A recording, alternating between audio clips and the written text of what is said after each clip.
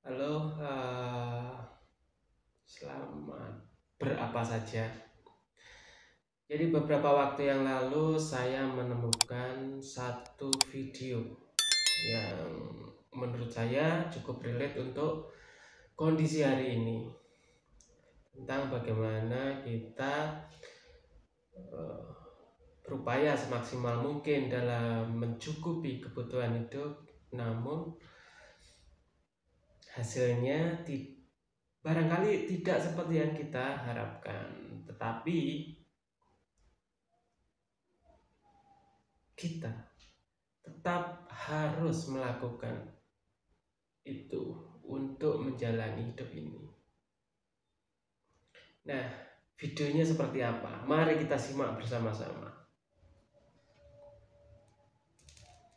Stop mencari uang, stop untuk menjadi produktif di era sekarang ini, semuanya sudah berakhir.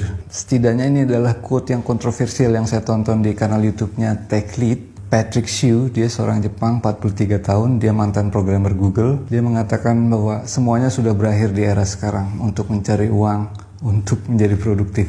Akan ada hanya orang kaya dan orang miskin. Orang menengah akan hilang atau bahkan menjadi miskin di era sekarang ini. Ini kaum menengah atau middle class ini didefinisikan sebagai orang kebanyakan ya. Dia dari kecil sekolah, dia mendapatkan nilai bagus, kemudian lulus, mencari bekerja di kantor 9 to 5, berharap sampai pensiun. Dan ini era ini sudah berakhir, dia bilang, dengan banyaknya layoff atau PHK yang terjadi di semua startup teknologi, nggak cuma di Amerika tapi di seluruh dunia. Ini point of view-nya, fokusnya adalah dari mata dia sebagai programmer. Apps tidak bekerja lagi, APIs tidak bekerja lagi, semuanya sudah dikerjakan oleh AI. Kemudian ada pergeseran di sosial media. Orang sudah tidak lagi percaya motivasi-motivasi 7 cara menjadi kaya, 7 cara meningkatkan produktivitas.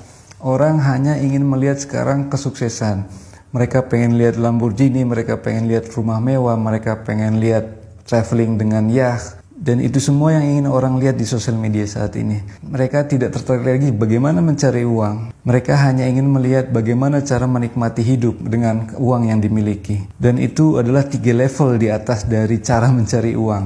Yang pertama adalah mencari uangnya. Yang kedua adalah mendapatkan hal-hal tersebut yang bisa membuat vibe positif. Yang ketiga adalah memiliki waktu yang banyak untuk menikmati hal-hal tersebut. Dan ini juga terjadi pergeseran di cara orang bekerja. Orang tidak mau lagi bekerja 9 to 5. Sekarang perusahaan lebih suka outsourcing, lebih suka work from home, lebih suka kontrak. Tidak ada lagi sampai puluhan tahun seperti dulu sampai pensiun. Dan dia menganalogikan situasi sekarang ini seperti kapal Titanic yang sedang tenggelam. Bagaimanapun kerasnya kita, bersusah payahnya kita mencegah agar Titanic tidak tenggelam, tetap kapal itu akan tenggelam. Itu yang terjadi di semua negara sekarang, dia bilang. Satu-satunya cara adalah ya kita menyelamatkan diri. Kita memakai sekoci-sekoci kecil, perahu-perahu kecil untuk keluar dari kapal Titanic. Dan ini menarik buat saya karena walaupun pahit, apa yang dia katakan itu benar. Sekeras-kerasnya apapun kita bekerja sekarang, harganya sangat kecil dan hampir mustahil untuk lompat dari kemiskinan ke kemakmuran atau kaya. Itu yang terjadi sekarang. Tidak peduli berapa tahun kalian bekerja di satu perusahaan, akan sulit untuk loncat ke situasi kaya, dia bilang.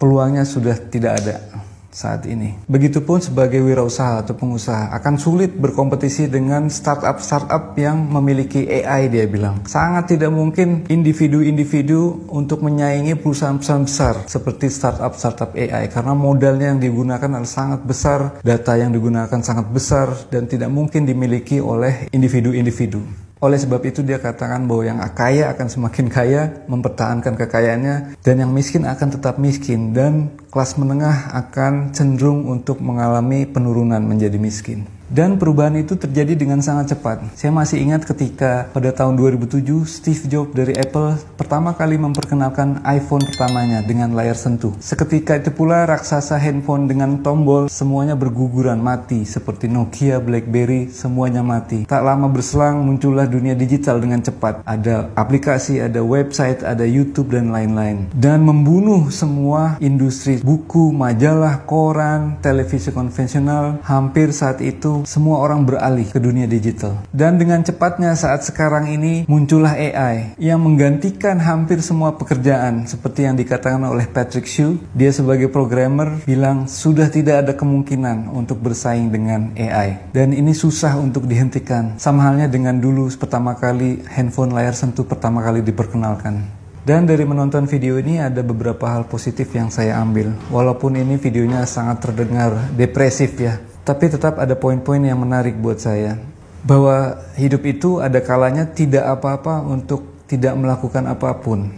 Karena memang situasinya tidak pas. Sekuat apapun, sekeras apapun kita mencoba, kadang kita tidak memenuhi hasil yang kita inginkan. Dan itu alami dan wajar. Dan saya yakin situasi sekarang ini akan ada solusi-solusi atau skoci-skoci dari kapal Titanic yang akan kita peroleh dan kita dapatkan dari hal-hal yang kita terus lakukan dalam hidup. Dan mungkin di situasi yang sulit ini akan muncul hal-hal positif yang tidak kita duga sebelumnya. Seperti yang dia utarakan, orang sekarang senang menonton keberhasilan orang lain, membeli mobil mewah, rumah mewah, dan lain-lain. Tapi mungkin bagi saya juga tidak hanya sekedar materi. Kita bisa menunjukkan hal positif di konten media sosial dengan cara menghibur orang lain, membuat tertawa, memiliki kucing dan anjing yang lucu. Itu juga membuat hal positif yang mungkin memang ditujukan AI untuk kita untuk menikmati hidup.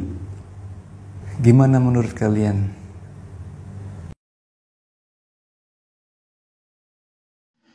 Ya, satu hal kesimpulan yang dapat kita ambil dari video tadi, bahwa dengan apa yang terjadi hari ini, dengan perkembangan teknologi yang sudah demikian, ketika kita mengejar pun juga tidak gampang, dan